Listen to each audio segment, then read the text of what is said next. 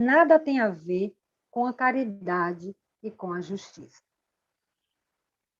Vamos fazer a nossa prece inicial, elevando os nossos pensamentos a Deus, fechando os nossos olhos, inspirando e expirando calma e lentamente, e dizendo: Deus Pai de misericórdia, Jesus, nosso mestre e nosso guia, amigos espirituais que nos assistem, muito obrigado por esse momento.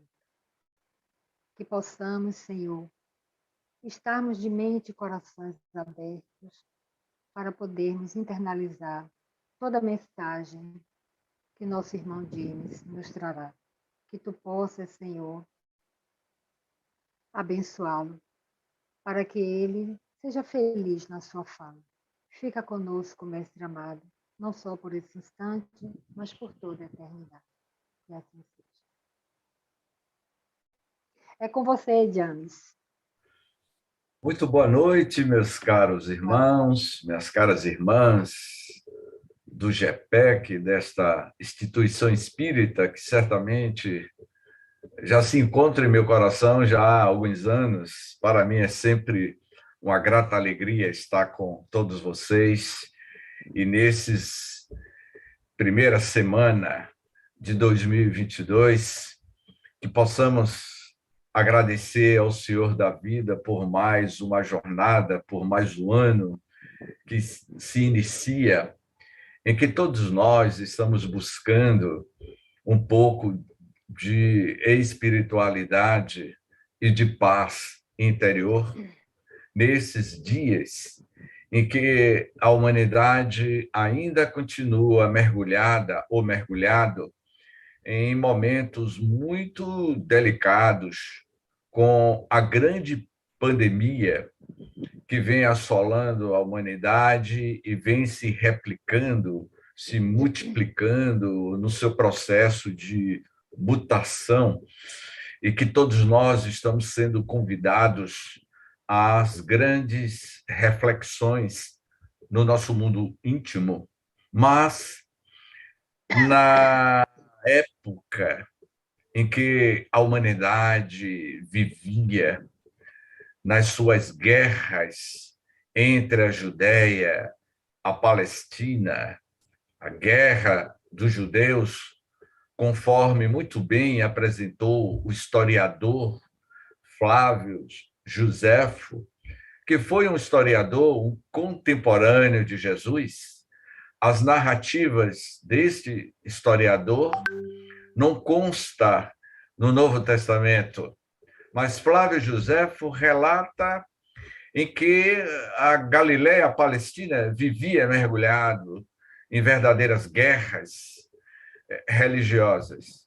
E foi neste cenário que iria aparecer na humanidade, naquelas paragens da Galiléia, especialmente no mar de Genezaré, onde o espírito, o governador espiritual do orbe terrestre, o Cristo planetário, ele pessoalmente iria vir à Terra com a grande missão de trazer novas diretrizes, novas balizas para o rumo da humanidade, quando o amor veio à Terra.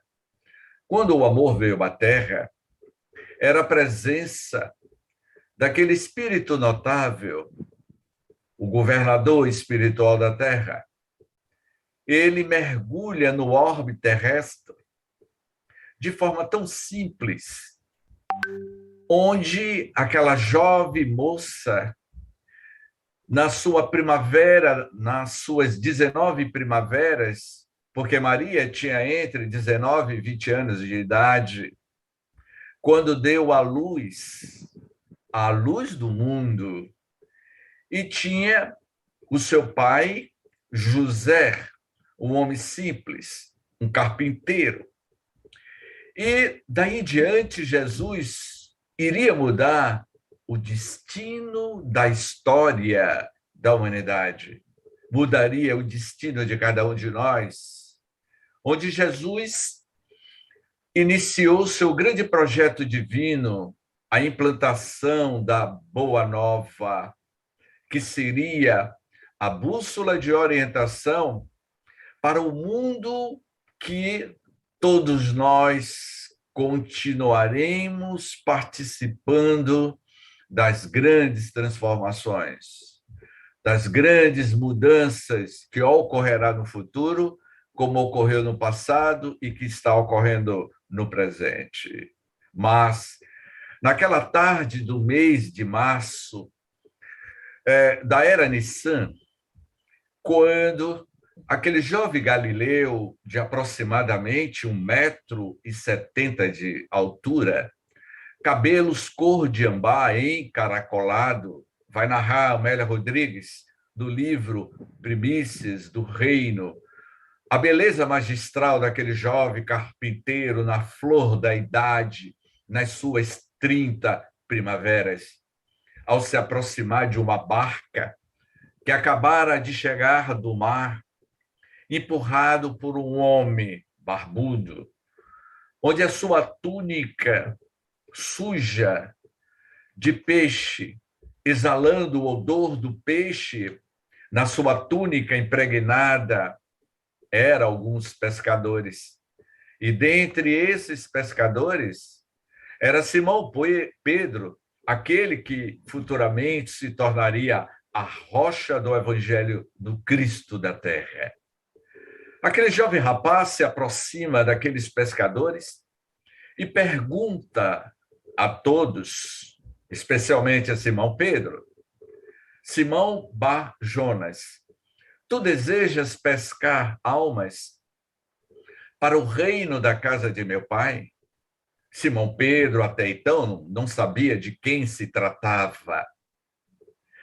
E Simão foi envolvido pelo campo gravitacional do amor, pela luz que exalava a luz do mundo, porque mais adiante ele iria afirmar: eu sou a luz do mundo, eu sou o caminho, a verdade e a vida.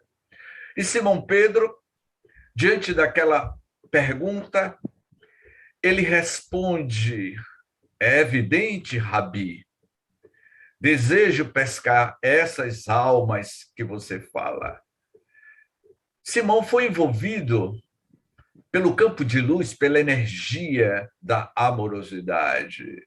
Daí em diante, deste primeiro contato, Jesus precisou exatamente de 36 meses, 3 anos, para implantar na mente e no coração de cada um de nós a nova proposta de orientação, a Boa Nova. Esta Boa Nova, que é a ética do Evangelho do Cristo na Terra. Jesus iria lançar as suas redes através de parábola em latim. E as parábolas de Jesus teria esta conotação de orientação espiritual para o mundo em litígio. Naquela época, há 2022 anos atrás, o mundo se encontrava em litígio.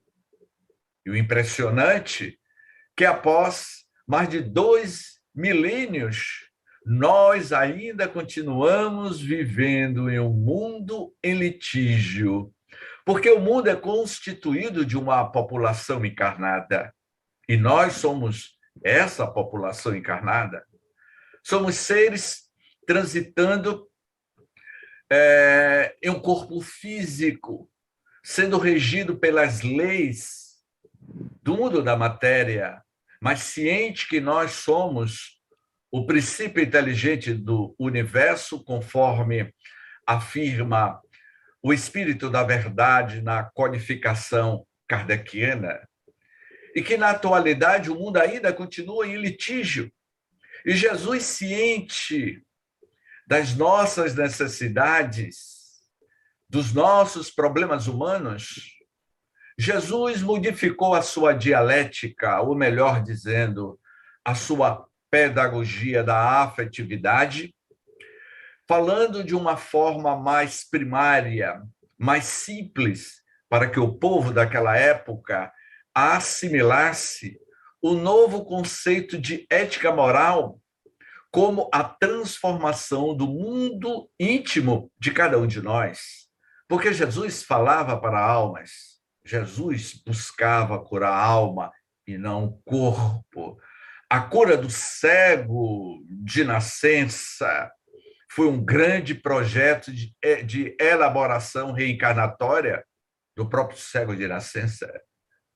Quando Jesus esteve conosco, uma pleide de espíritos reencarnaram para dar suporte e a realização dos grandes prodígios que Jesus iria realizar. Ruth, Maria, José, os 12 discípulos, Simão Pedro, Paulo de Tarso, todos os personagens históricos que conviveram com Jesus, eles tiveram um planejamento reencarnatório para servir de base para os grandes prodígios que Jesus iria realizar.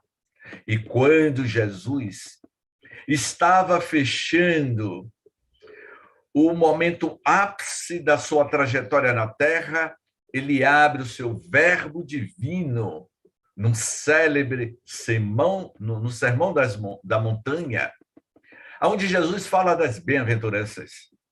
E essas bem-aventuranças, na linguagem de Rodolfo Caligares, em 1964, quando foi publicado este livro, O Sermão das Bem-aventuranças, do querido e grande estudioso do Evangelho de Jesus, Rodolfo Caligares, numa linguagem da década de 60. Amélia Rodrigues também vai falar sobre essa temática, as bem-aventuranças.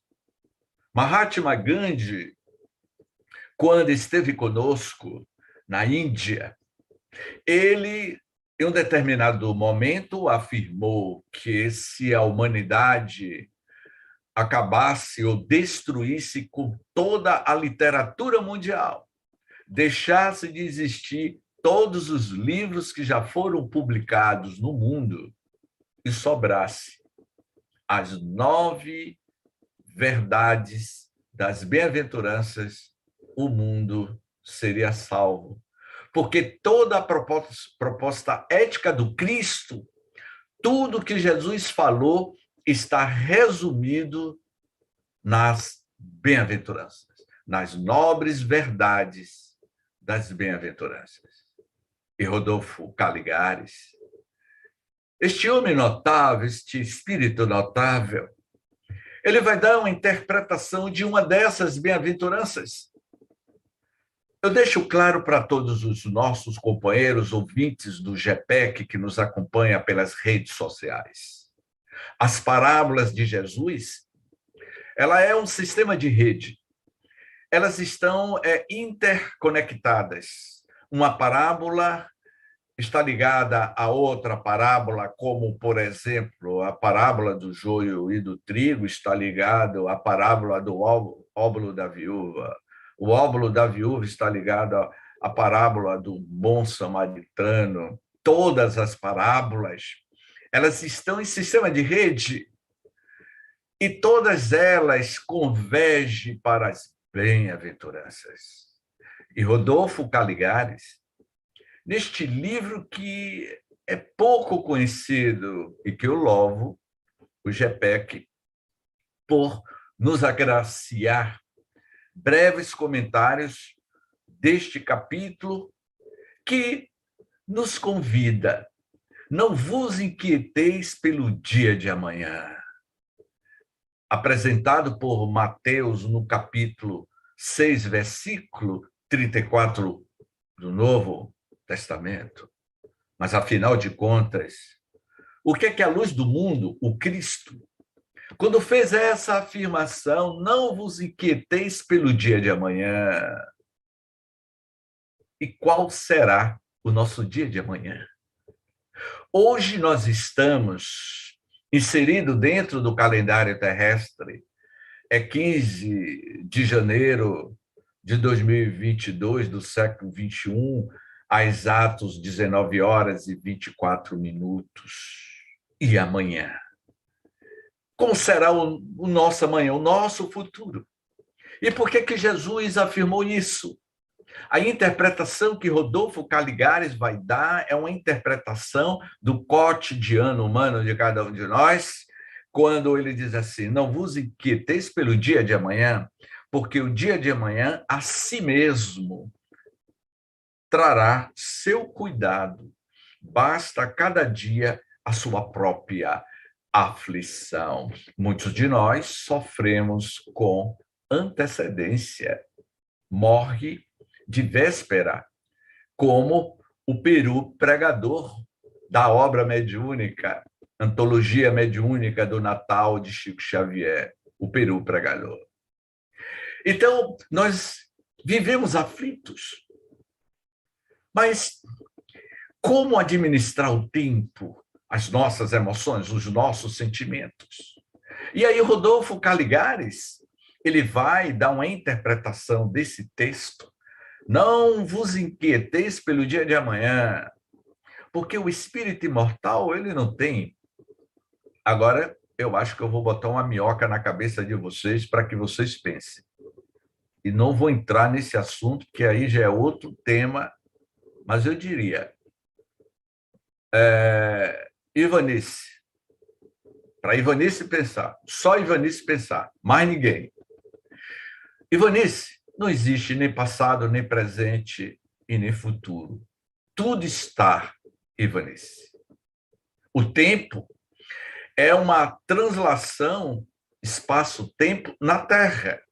Mas se Ivanice, que é o princípio inteligente do universo, este espírito que neste exato momento se manifesta numa personalidade feminina e que leva uma identidade de uma persona chamada Ivanice Ribeiro, mas quando ela deixa esta crisálida deste corpo biológico, ela retornará à paternidade divina, ela retornará ao mundo dos espíritos. E no mundo espiritual, a relatividade de passado, presente e futuro é completamente diferente. Então, para o espírito não tem passado, não tem presente, não tem futuro, você está constantemente no relógio cósmico do universo. Mas quando Rodolfo Caligares afirma, ressalta a observação comum que os homens nunca viveram tão inquietos e amedrontados como na atualidade. Haja vista a quantidade fabulosa de drogas tranquilizantes que consomem. Tudo isso é um problema humano. Nós vivemos num mundo de César, preso às questões humanas que nos leva a sofrer. Parece ter perdido completamente as esperanças de um futuro melhor, que algo terrível, qual a espada de Damócles, lhes ameaça os destinos. E daí a angústia, vai dizendo Rodolfo Caligari, as nossas angústias, os desesperos com que encaro o dia de amanhã. Olha que coisa muito interessante. Eu vou chamar você Ivanice, que eu não vou lhe chamar de Dona Ivanice. Eu estava hoje em um jantar, num almoço, e uma moça de aproximadamente 45 anos, alguns anos atrás, ela perdeu o filho dela. Foi a palavra que ela usou: eu perdi meu filho com câncer no cérebro. E daí em diante eu nunca mais consegui fazer as pazes com Deus, porque Deus tirou este filho. Se hoje ele estivesse vivo, ele estaria com 30 anos de idade. Na época, ele era muito garoto.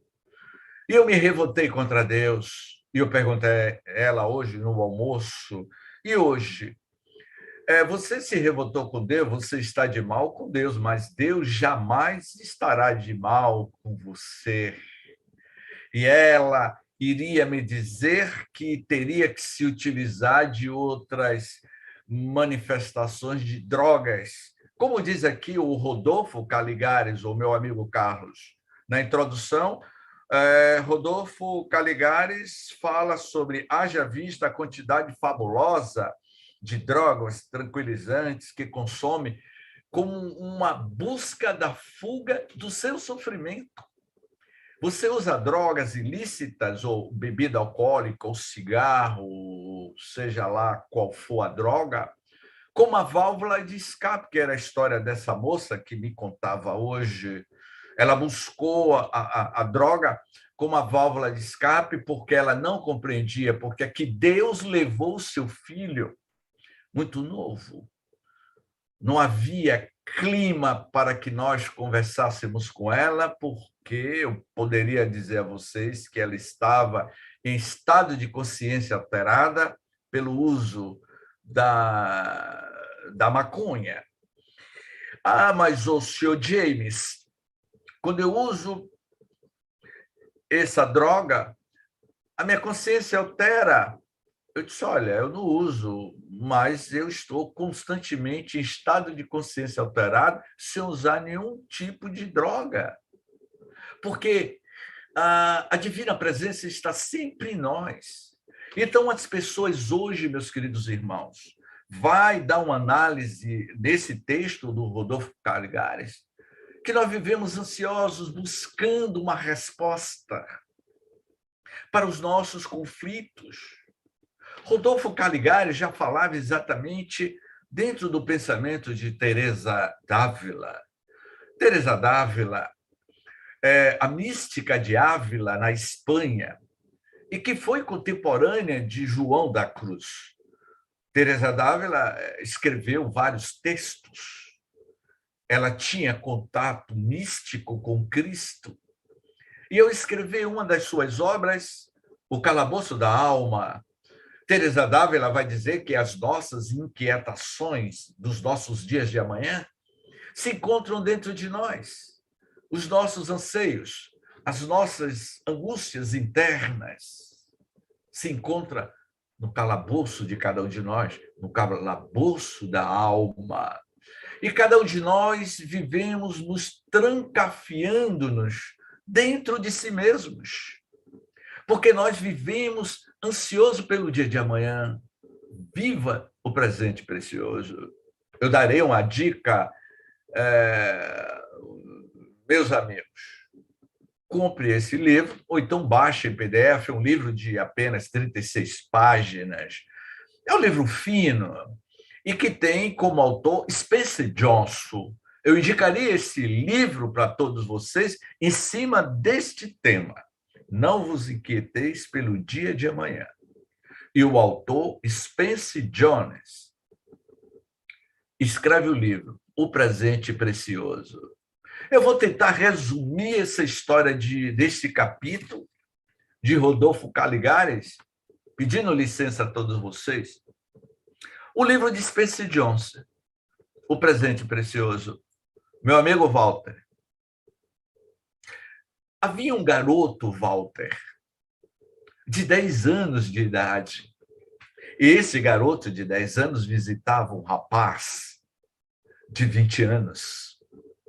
O rapaz prometeu a este garoto de 10 anos um presente.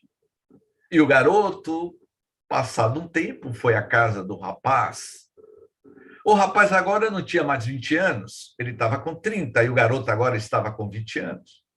O presente precioso que você prometeu. E o rapaz, de 30 anos, disse-lhe, volte amanhã, que amanhã eu lhe darei o presente precioso. Aquele rapaz de 30 anos agora estava com 40 anos. E aquele garoto que um dia teve 10 anos, agora estava com 30 anos, porque a diferença era de 10 anos. Ele agora retornou, e quando ele retorna, aquele garoto estava com 50 anos. E aquele senhor já estava com 60 anos. E ele perguntava, já se passaram 4 décadas, 40 anos? Que presente precioso é esse que o senhor quer me dar? Aquele homem já era octogenário, 80 anos. Aquele garoto que um dia teve 10 anos e agora estava na quadra dos 70 anos, passados-se 7 décadas, ele ia na casa daquele homem ancião e perguntava, mas já se passaram tantos anos. Qual é o presente precioso que o Senhor me prometeu quando eu tinha 10 anos? Hoje eu estou com 70 anos. Aquele homem ancião de 80 anos tornou a lhe dizer: Dona Cleide, volte amanhã que eu te darei o presente precioso, Dona Cleide. Aquele homem, Dona Cleide, agora estava com 90 anos. Aquele garoto de 10 anos, Cleonice, estava com 80 anos, Cleonice. Chegou aos 100 anos. O homem já estava no leito da morte, Aline, com 100 anos de idade, um século de vida, Aline, muito tempo. Aquele garoto de 10 anos agora estava, Aline, com 90 anos, e no leito de morte daquele homem centenário, dando os últimos suspiros, ele pergunta, aquele garoto que tinha 10 anos, agora com 90, perguntou: meu senhor, já se passaram 90 anos. Qual é o presente precioso? E o velho, nos últimos instantes da sua existência terrestre, lhe diz ao pé do ouvido qual é o presente precioso. Viva o presente. Viva o presente. Construa a sua jornada a cada instante, a cada momento, a cada presente. O grande presente precioso da jornada da vida, pelos caminhos da vida, é a forma como você vai administrando a sua jornada para que a sua jornada se tornasse leve. Portanto, meus queridos irmãos, o que nós estamos fazendo dos nossos dias de inquietações. Aproximadamente, no mês de novembro, eu tive no César de forma presencial, realizando a palestra em Vilas. Eu tinha terminado de fazer a palestra, não me lembro agora qual foi o tema da palestra. Peguei o metrô retornando para Salvador e eu fiquei com as minhas inquietações sobre essa questão do tipo da vida, da jornada de cada um de nós. Eu tenho 60 anos. A minha mãe tem 82 anos, caminhando para os 83 anos. E dentro do metrô eu comecei a fazer uma retrospectiva da minha própria existência, o que é que eu tenho feito da minha própria vida, o que é que cada um de vocês estão fazendo com o presente precioso que Deus concedeu a todos nós. Eu soltei na estação, fui para casa, e essa coisa ficou matutando na minha cabeça. Quando foi domingo pela manhã, a minha genitora diz assim: James, você poderia ir na farmácia, meu filho? Que eu não estou me sentindo bem. Chovia.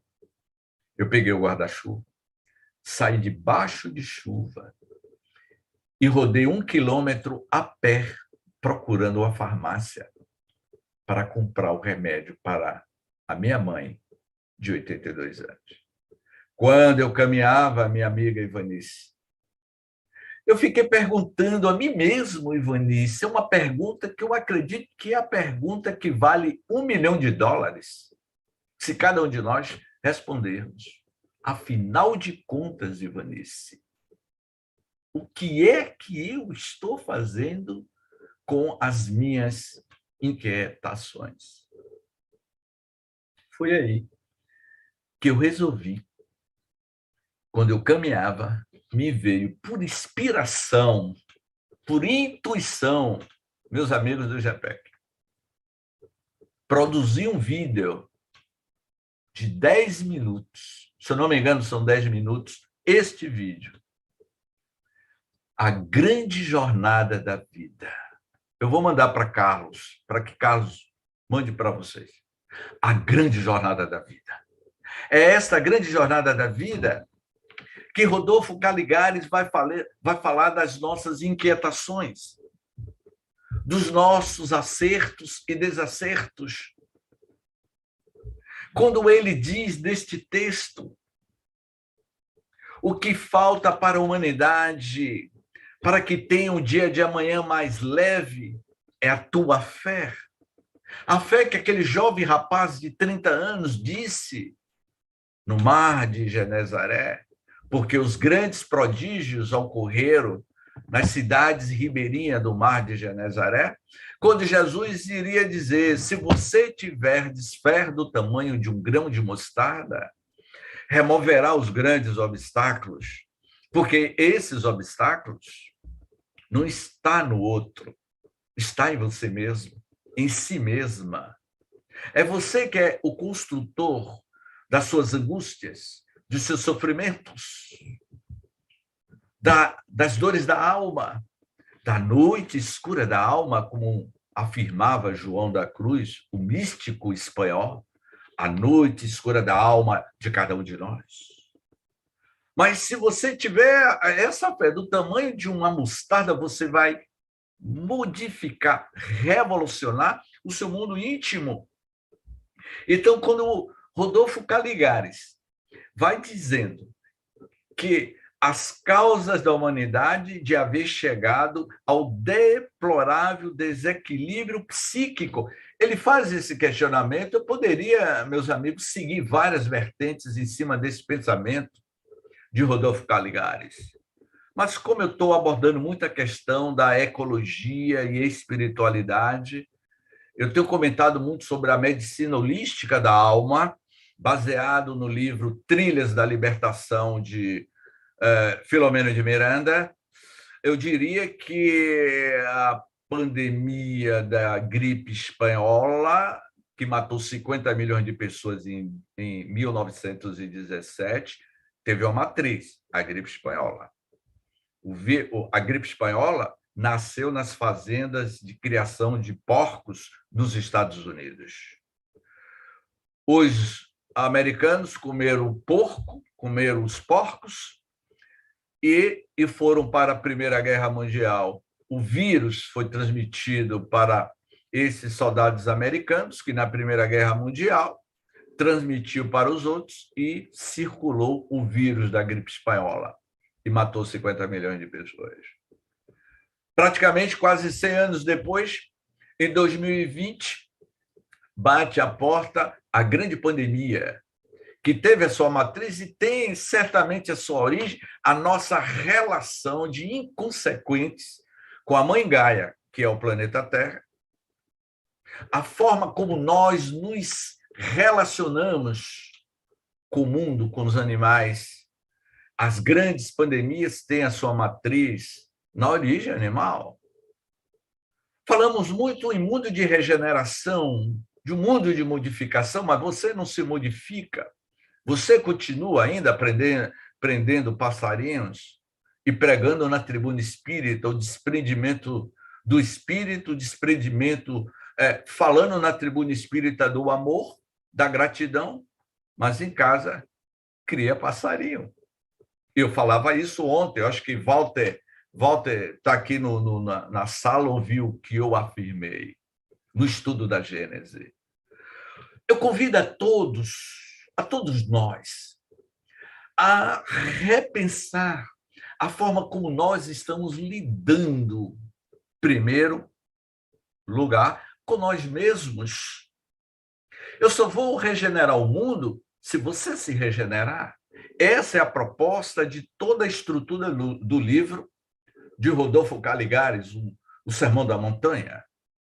A própria Amélia Rodrigues, no livro Primícias do Reino, que foi publicado em 1967, há um capítulo que fala sobre as bem-aventuranças como uma proposta ética de modificação. A ética moral do Cristo está centrada, ou centrado, na modificação interna de cada um de nós. Não é em uma live, não é na tribuna espírita. Eu me recordo, eu não sei se Kátia está aí na sala, ou não sei. Mas certa feita, a Kátia me fez uma observação que eu nunca esqueci isso, tem muito tempo. Kátia do GPEC. Eu já fiz várias palestras no GPEC ao longo desses 15 anos, não sei, quase 20 anos que eu falo aí no GPEC. Mas dentre quase 2 décadas falando, certo dia, a Kátia me disse algo quando terminou a palestra que me tocou. Kátia disse assim: James, pela primeira vez, todas as palestras que eu assisti sua, pela primeira vez eu percebi que essa sua palestra foi diferente de todas. E eu perguntei a ela por quê. Por quê, Kátia? E ela me respondeu: James, parece que você falou com a alma. A sensação que eu tive, parece que foi a sensação de todos, que você estava vivendo essa experiência. E ela estava certa. Eu estava vivenciando um momento muito delicado da minha vida. E eu estava ali falando com o coração e com a alma. Significava que a assimilação do que eu estava falando estava sendo realizada ou realizado uma cirurgia moral dentro de mim, porque na tribuna espírita, na casa espírita, quem aprende em primeiro lugar é quem fala. Eu estava sofrendo muito, muito naquele período que Kátia me fez essa pergunta, e um grande orador espírita, um grande tribuno espírita baiano, eu fui conversar com ele, e eu disse: meu amigo, eu estou sofrendo muito. O meu sofrimento está me dilacerando intimamente, mas mesmo assim as pessoas estão me convidando para fazer palestra. Eu faço as palestras, as pessoas aplaudem, James, gratificante a sua palestra, tapinha no ombro. E eu volto para casa sofrido, eu estou sofrendo, meu caro irmão. E a resposta que este grande tribuno espírita me deu: meu filho, o público não tem nada a ver com os seus problemas íntimos. Você tem um dever e a obrigação de levar a mensagem do Cristo para consolar aquelas pessoas que buscam. Mas e eu? Eu também preciso ser consolado. E ele me respondeu: continue falando em nome de Jesus, que o seu consolo vem com as bem-aventuranças. E ele me respondeu exatamente o texto de Rodolfo Caligari: não vos inquieteis, James, pelo dia de amanhã. Não vos inquieteis, Cleide, Aline, Walter, Eduardo, Vólia, Ivanice, Cleonice, a todos que estão nos ouvindo. Não vos inquietei, meu amigo Carlos, pelo dia de amanhã. Porque pelo dia de amanhã nós estamos tecendo os fios do amanhã. Portanto, cada um de nós somos esses pássaros que vivem tecendo a sua alimentação sem se preocupar com o dia de amanhã, porque o amanhã é o que você está construindo e tecendo com os fios do presente. E o presente, ele foi tecido pelos fios do passado. Não vos inquieteis pelos dias de amanhã, porque você é o condutor ou a condutora para um novo dia que vai alvorecer. Sejamos esses pássaros que vivem constantemente tecendo a alimentação do dia. Teresa d'Ávila, Madre Teresa de Calcutá, Irmã Dulce, não se inquietava com o dia de amanhã. Encerrando, lembrando deste grande espírito que viveu em Calcutá, Madre Teresa, no momento mais angustiosa da tua vida, e que ela estava sendo acusada de lavagem de dinheiro, que estavam aproveitando as missionárias da caridade. Madre Teresa de Calcutá escreveu cartas para todas as suas missionárias da caridade em várias partes do mundo, quando uma freira jovem que estava muito debilitada, doente, largou a cidade de Calcutá e voltou para Londres. E esta jovem telefona para Madre Teresa e diz: Madre Teresa, como eu posso lhe ajudar diante desta acusação infundada? O que eu posso fazer? Madre Teresa disse: você pode fazer muito, minha filha. Ore por mim e por todas as missionárias da caridade. Ore aqui no presente, porque quando você ora no presente, irmã, amanhã nós vamos colher os frutos benéficos das nossas sinceras orações direcionadas para Deus. Portanto, façamos essa reflexão. Nessa primeira semana de um novo ano que se inicia no mundo íntimo de cada um de nós. Apenas é uma data que muda, mas o tempo é o mesmo. Portanto, rogo a todos os irmãos e a todas as irmãs que sejamos gratos pela vida, como disse Spencer Johnson, o grande presente precioso é viver este momento agora com todos vocês. Gratidão. Muita paz. Muito obrigado, James, pela bela mensagem. Não basta só nós ouvirmos e acharmos bela. É preciso que realmente nós nos trabalhemos, né, para que comecemos nesse mesmos e depois atingindo, né, um número maior de pessoas na nossa cidade, no nosso estado, no nosso país e, finalmente, para um mundo melhor. Os sinais a gente está tendo todos os dias, né? As pandemias, as guerras, as enchentes, são sinais, né, para que nós tomemos outra direção, que nós comecemos, de fato, a se preocupar com o nosso planeta, a nossa casa, né? Com o meio ambiente, com as pessoas. E aí sim, nós teremos, né, uma vida plena. Mas precisamos começar esse movimento. Muito obrigada, que Jesus te abençoe e que você volte o mais breve possível à nossa casa. Agradeço pelo convite. Eu fiz uma pergunta, mas aí no decorrer você já fez a resposta, já deu a resposta.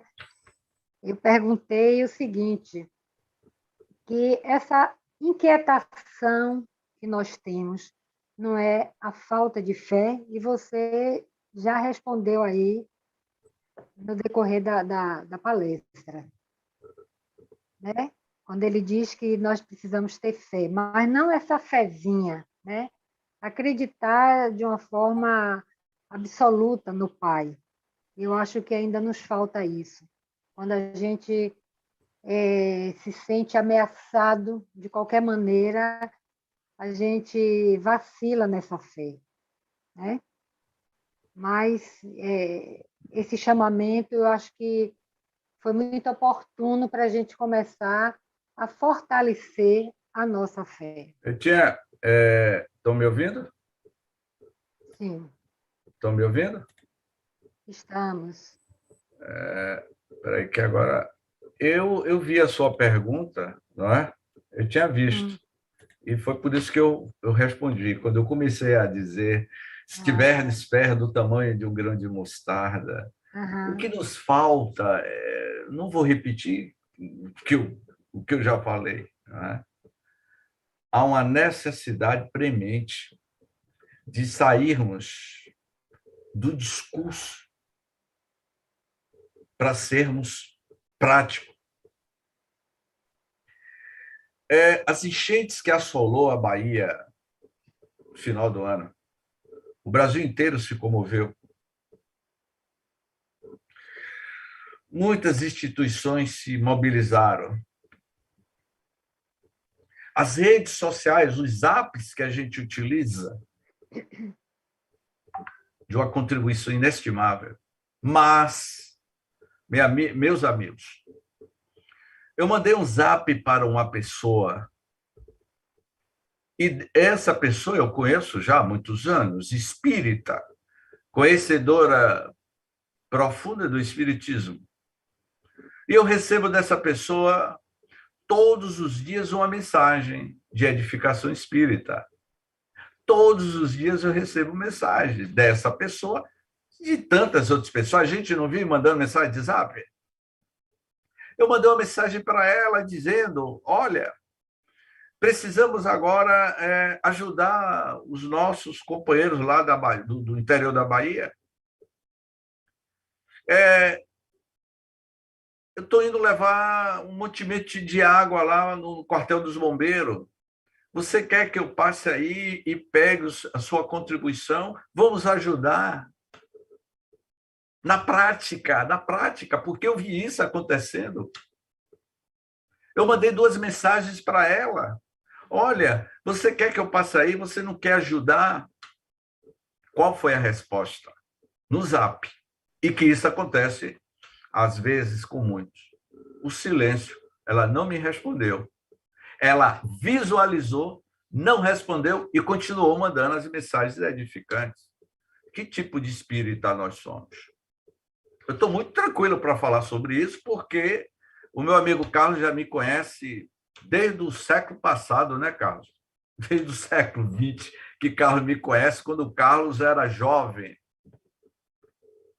lá da Ladeira do Paiva, da Caixa d'Água, isso já tem não sei quantos séculos atrás.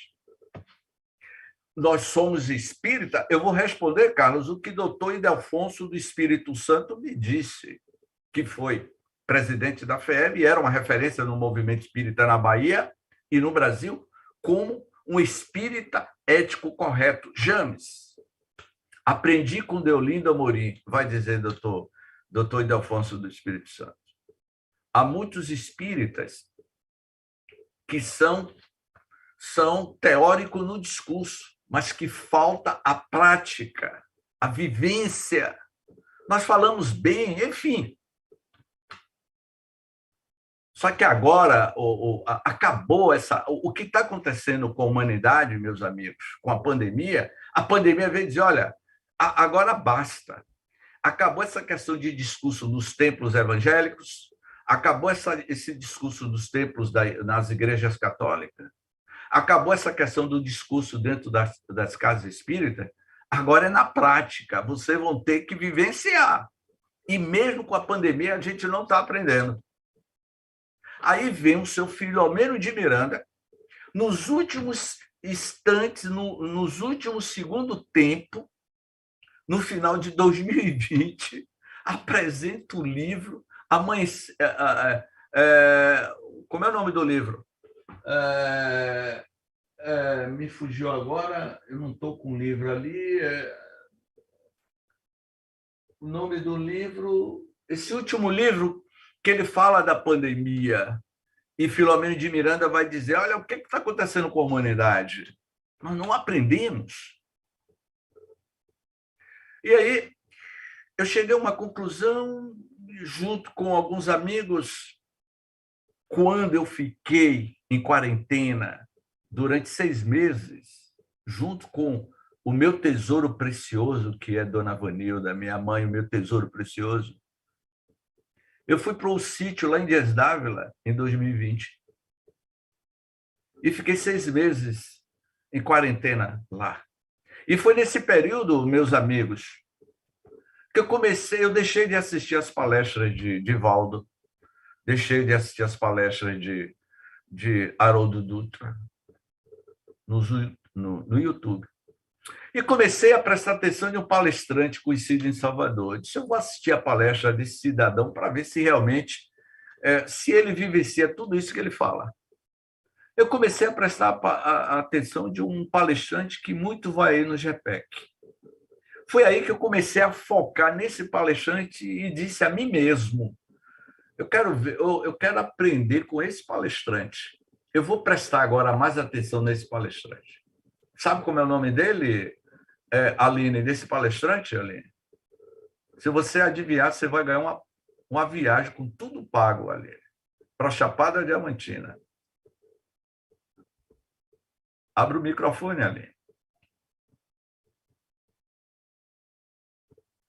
Eu tenho a noite toda para esperar, Aline. Quanta luz neste ambiente. Quem é o palestrante, Ney? Não sei quem é o palestrante. Não sabe. Posso responder? Pode, Cleide. James Ney. Ganhou a passagem, mas quem vai pagar é a tesouraria do GPEC. Então, eu comecei a prestar atenção em mim mesmo, é isso que eu estou querendo dizer a vocês. Mas, Jimmy, você realmente pratica tudo isso que você fala nas lives, nas palestras? Foi aí que eu conversei com o Peixinho, eu disse, Peixinho, eu agora estou prestando mais atenção em mim mesmo. Eu cheguei a uma conclusão que todas as palestras que nós já fizemos ao longo da nossa vida eram uma prévia para o que a gente iria fazer agora.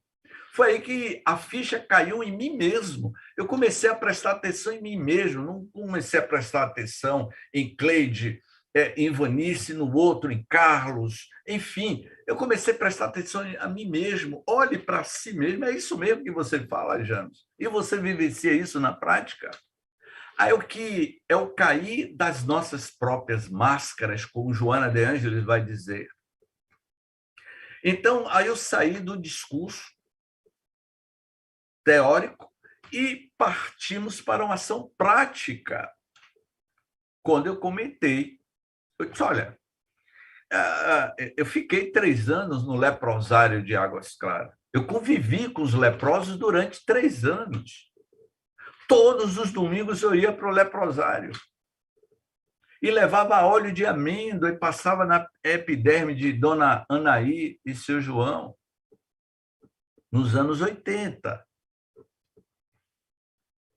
E nunca adquiri o bacilo da hanseníase. E as pessoas me diziam, mas James, vivenciar a doutrina espírita é fazer aquilo que aquele companheiro aí do GPEC fez, que eu nunca esqueci dele. Isso está na minha memória.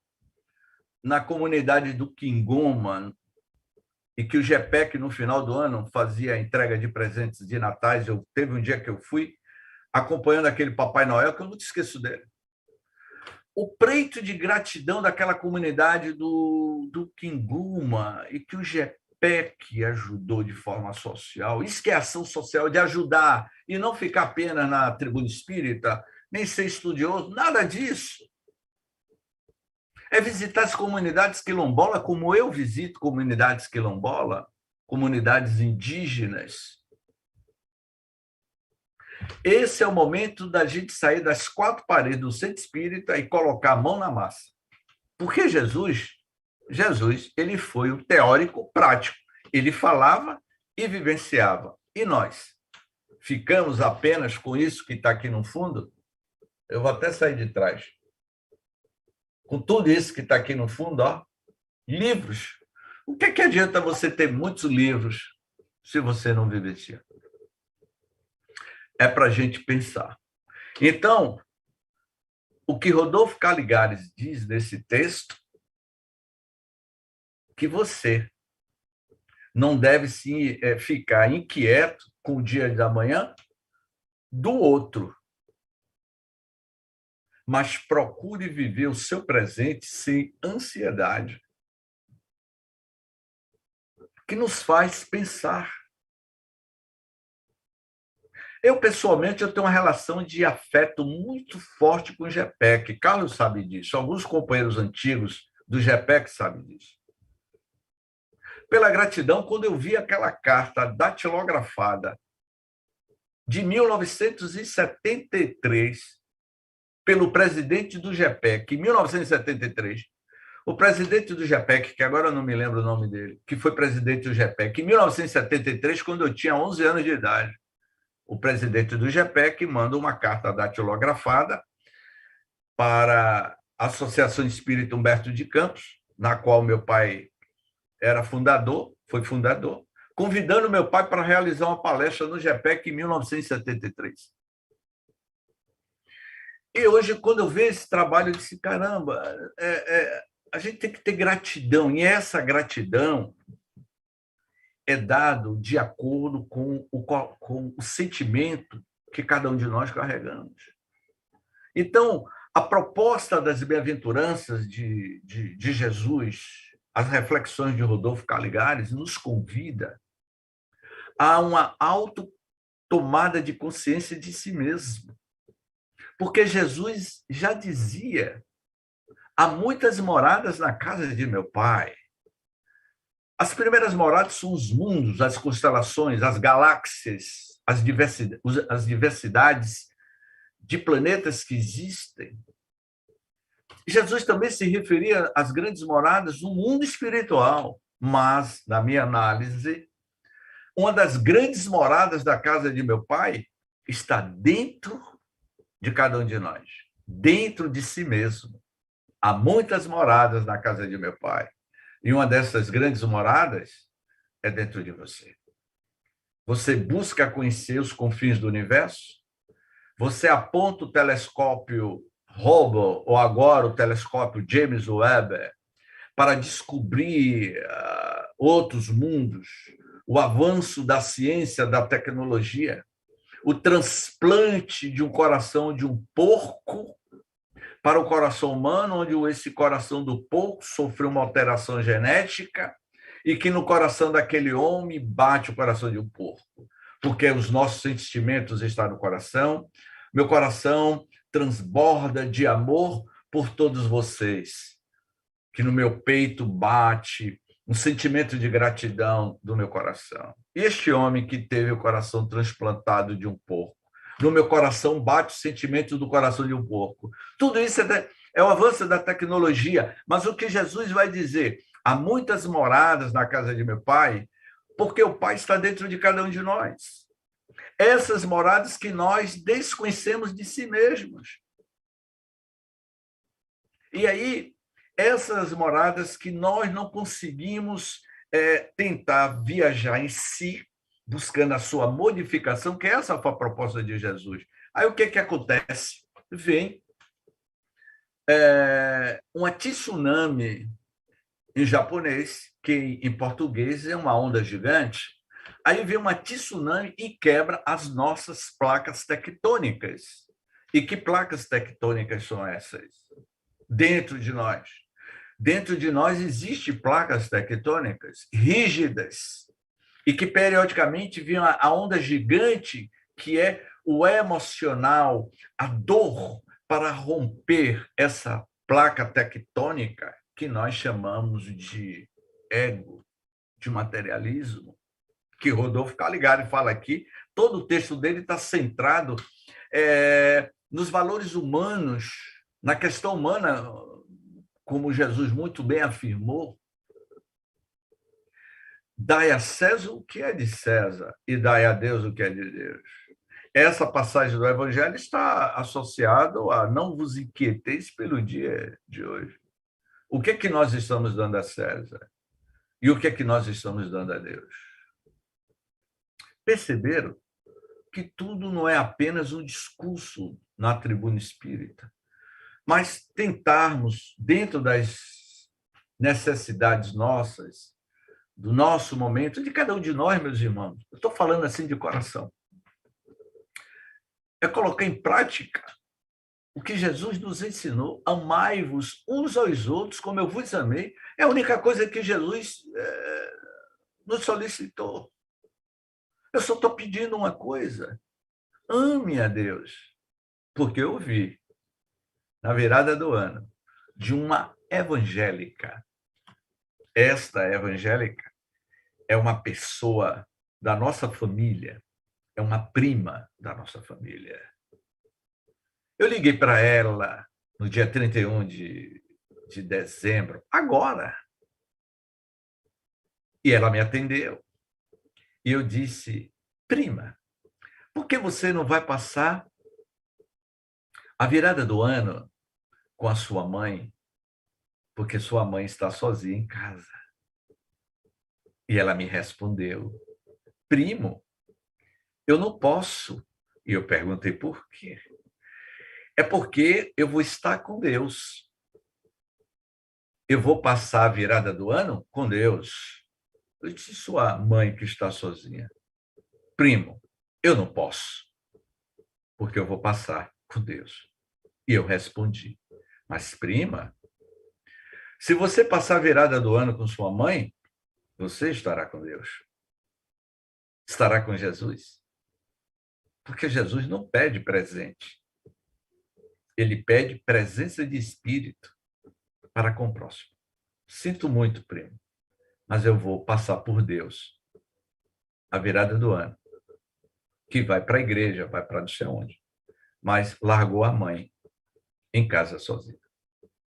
O que é que adianta você rezar lá fora e esquecer da devoção dentro de casa?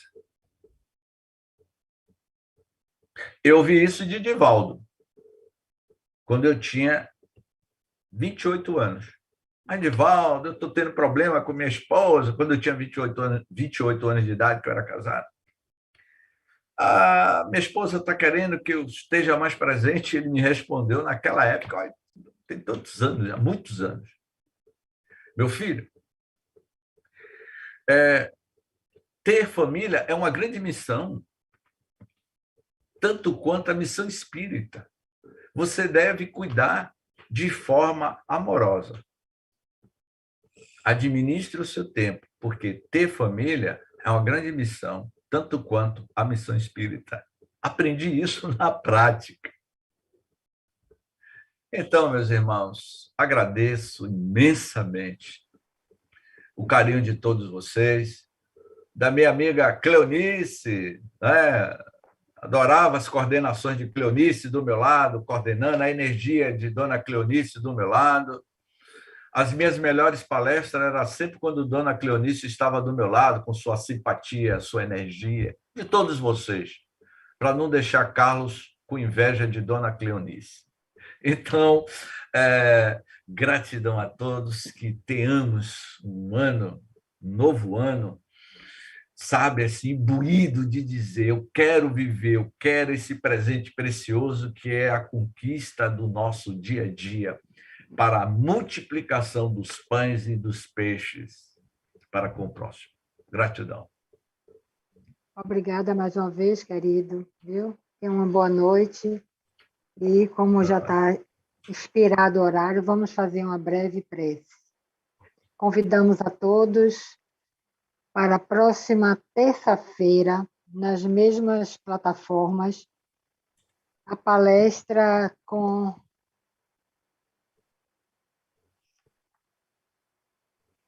Gente, me perdoe, mas você pode falar aí para mim, Cleide? Eu não anotei aqui.